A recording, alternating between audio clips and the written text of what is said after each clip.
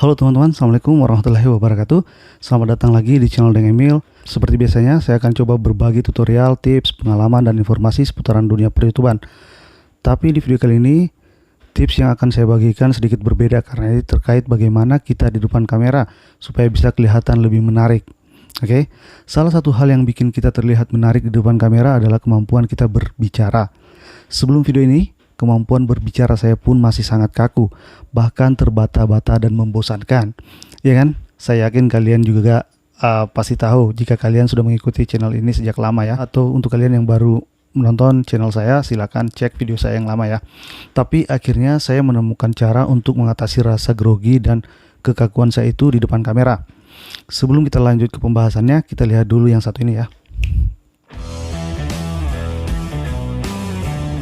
Sudah subscribe belum? Kalau belum, subscribe dulu lah. Oke teman-teman, kita langsung saja ke topik pembahasannya ya. Memang tidak semua orang berani berbicara di depan kamera. Banyak alasan yang mendasarinya. Ada yang malu, gugup, takut, mati gaya, dan masih banyak lagi. Supaya kita bisa berbicara dengan baik dan tampak lancar di depan kamera, kita memerlukan latihan dan trik tertentu. Selain itu, kita juga harus terbiasa. Seperti kata pepatah, ala bisa karena biasa. Oke, asik. Berbicara di depan kamera menjadi tantangan tersendiri bagi kita yang merasa tidak percaya diri. Kalian pasti begitu juga kan? Oke, makanya kalian nonton video ini. Nah, sementara orang yang menonton video kita harus diupayakan agar tidak merasa bosan dengan gaya bicara kita di depan kamera.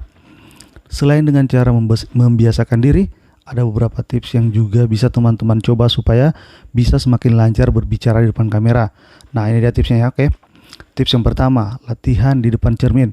Trik pertama yang teman-teman bisa lakukan sebelum berbicara di depan kamera adalah dengan berlatih di depan cermin terlebih dahulu. Teman-teman bisa melihat bagaimana gaya teman-teman ketika berbicara, apa yang salah dan yang perlu diperbaiki. Teman-teman bisa mengetahui gaya berbicara, ekspresi tubuh hingga bahasa tubuh yang teman-teman akan gunakan. Nah, selanjutnya tips kedua adalah rencanakan semuanya dengan baik. Ketika teman-teman sudah memulai merasa percaya diri, selanjutnya persiapkan poin-poin penting yang akan teman-teman bahas di depan kamera. Dengan perencanaan yang baik, hasil video teman-teman juga bisa dipastikan akan lebih menarik dan mantap. Tips yang ketiga adalah gunakan bahasa sehari-hari. Penggunaan bahasa sehari-hari biasanya lebih disukai dibandingkan menggunakan kalimat yang panjang dan formal. Bahasa sehari-hari memperlihatkan diri kita yang humble kepada penonton. Jadi jangan menggunakan bahasa yang bertele-tele ya.